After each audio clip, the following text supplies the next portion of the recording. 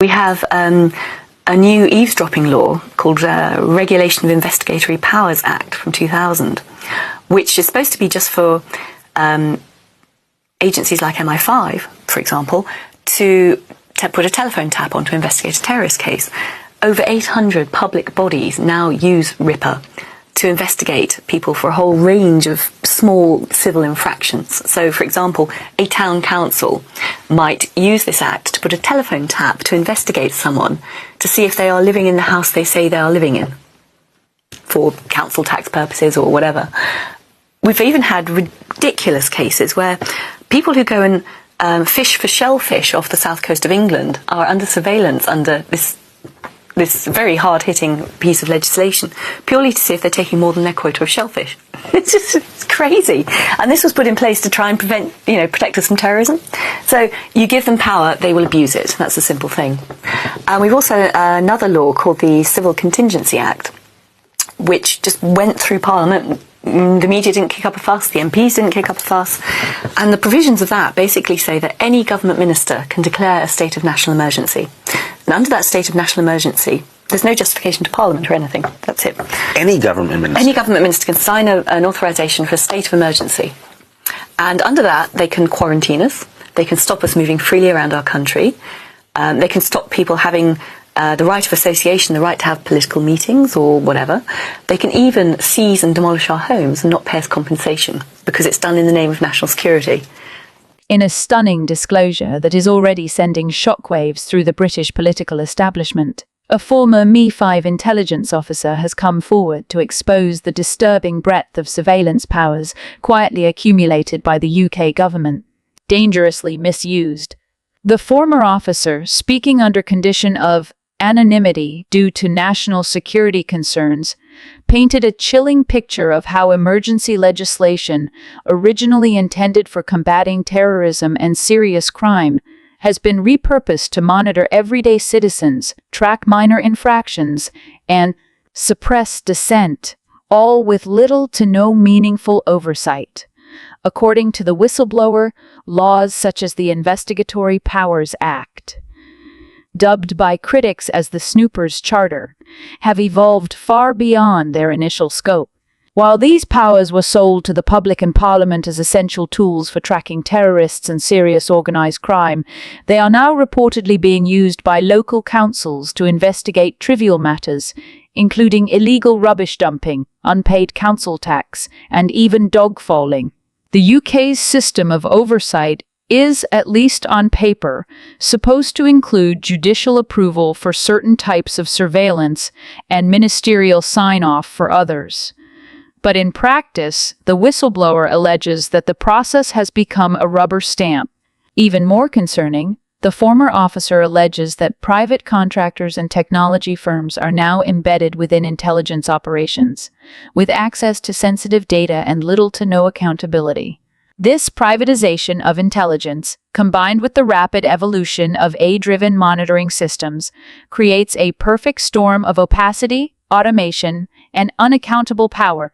What we're seeing is a creeping authoritarianism dressed in democratic clothing, they warned. When surveillance is this widespread and accountability is this weak, it doesn't matter what the laws say. The reality on the ground is that the state can monitor, intimidate, and silence at will. Civil liberties campaigners are now calling for a full parliamentary inquiry into the misuse of surveillance powers, as well as a sweeping review of the legislation underpinning these operations. In a statement, the Home Office said that all surveillance activities were subject to rigorous oversight and were essential to national security and public safety. However, critics argue that oversight has become a formality, a fig leaf over systemic abuse. Over 1,000 illegal migrants have landed in Britain today, a record-breaking day in single biggest numbers, I think, since Keir Starmer took over. The largest flotilla of migrant arrivals in a single day has been broken for the third time already this year. In yet another humiliation for the Prime Minister's clearly doomed smash the gangs policy, migrant arrivals are now up over 40% on this time last year under the Conservative government. You probably remember hearing rumours of queues building up in Calais as Rishi Sunak doubled down on the Rwanda deterrent. Well, of course, we all know that was undone by Sir Keir Starmer on day one, who replaced it with an empty promise to smash the gangs. Well, how's that going, Prime Minister? Unfortunately, I'm not done talking about dismal records being smashed, because today we found out that foreigners are costing British taxpayers £1 billion a month in benefits. That is £12 billion a year.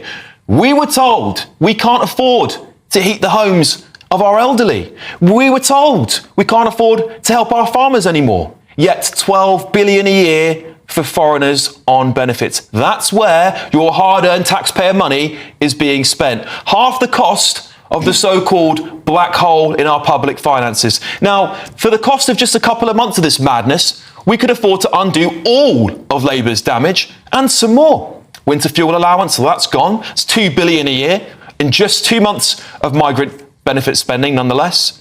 Farming inheritance tax relief, that's another 1.5 billion, another 1.5 months of migrant payouts. Two-child benefit cap, Labour kept it to save 3 billion. That's just 3 months out to people who have barely paid into the system. With 5.5 billion left over, after reversing all 3 of those heartless cuts to British people, we could still do this. 18 brand new hospitals, 183 primary schools, 27,500 new council homes, and hire 110,000 new police officers to actually patrol our streets. Like the vast majority of normal countries around the world, we should just support people who simply cannot pay their way. This isn't controversial. It is common sense. British taxpayers are not charity workers. So when they tell you we can't afford to heat pensioners' homes, we can't protect family farms or lift children out of poverty, just remember this. We could afford it, just they choose to spend it on foreigners instead. Yep. Right-wing commentator Alex H. Armstrong ignited fierce backlash this week after claiming £12 billion a year is spent on foreign nationals claiming benefits while pensioners freeze and farmers go under. In a viral post, he declared, "British taxpayers are not charity workers. Deport people who can't pay their way." This isn't controversial. It's common sense. Armstrong's £12 billion figure exaggerates migrant benefit use. Most non-UK nationals are legal residents or workers contributing to the system, according to the National Audit Office. But Armstrong's post struck a nerve in a climate of economic anxiety and rising nationalism. Armstrong links migrant support to pensioner poverty and failing farms. A narrative experts say misdirects blame away from government policy failures. Economist Harriet Donnelly said, "It's not migrants bankrupting pensions, it's austerity." Still, the rhetoric resonates. With Reform UK gaining momentum and Tory backbenchers echoing hardline views, Armstrong's populist message is becoming part of mainstream debate. Still, the rhetoric resonates. With Reform UK gaining momentum and Tory backbenchers echoing hardline views, Armstrong's populist message becoming part of mainstream debate. Armstrong's comments may be extreme, but they reflect a broader shift in UK politics. The danger, critics argue, is that issues like welfare and immigration are being reduced to clickbait talking points. As one Labour mem put it, "If this becomes policy, we'll be deporting the poor for being poor. And that's not common sense. That's cruelty."